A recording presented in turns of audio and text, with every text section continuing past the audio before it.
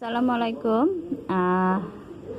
আমি ওই সময়তে বলেছিলাম আমার ছাত্রীর পেট খাটায় আমি এটা আর্ট করব, তো ও আমাকে পেট খাটা একটা দিয়েছিল যে ম্যাম আমার পেট খাতা আপনি ছবিগুলো আঁকান, আমি দেয়ালে এটা টাঙিয়ে দেবো। আমি আচ্ছা ঠিক আছে।